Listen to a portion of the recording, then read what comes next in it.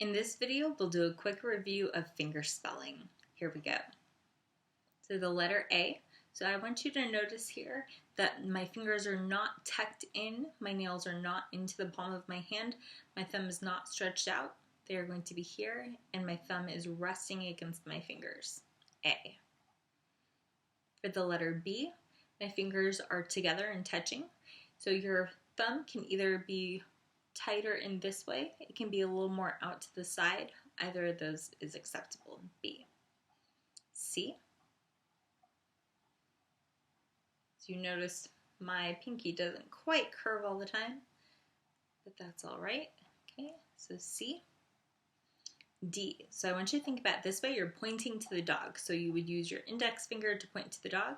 So this is the letter D. Okay, so we have that going together kind of in a squished O fashion. Okay, the letter D. E. So E needs to be closer together. It should not be super separated. So E, but it should also not be tucked in, which is an S. Okay, so not tucked in, just resting maybe on top of. You can do it that way. Or it can be slightly above. E. F. So the way that you can tell D and F apart, we have D pointing to the dog. You also have F like a fan, fanning yourself. F.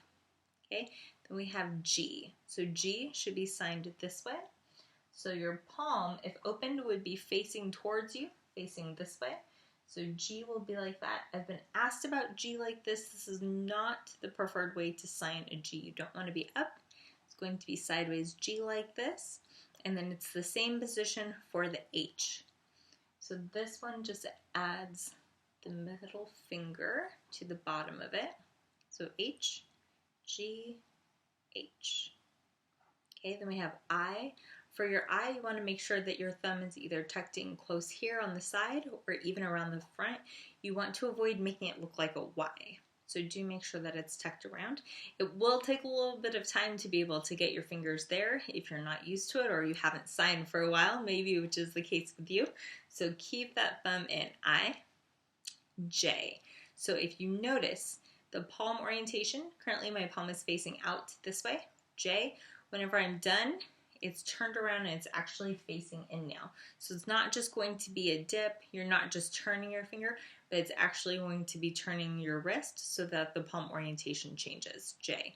Also make sure that you have your thumb tucked in for the J as well. K. So your pointer finger should be straight up and then your middle finger should be pointing straight forward. Okay. So K. We have L. M. Okay, so you can do M this way where it's more over the top. You see that it still has the 3, M. Or you can do it more resting on top. It doesn't have to be tight in there. It can just be resting. M. We have N, same way, resting on top, but it does need to be over. O. All of my fingers pretty much come together. P. So similar to your K, P. Then we have your Q, which is similar to a G, Q. R.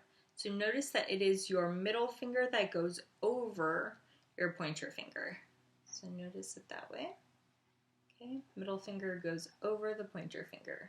Okay, R. Okay, it doesn't actually have to be super tight, it can just be gently resting over. R, okay, facing forward. S. So this one is going to have it where your thumb straps around the front. Okay, so do make sure that's tucked in, and it is more of a fist. So you can see from here. S. We have T where your thumb is sticking through. So T. U.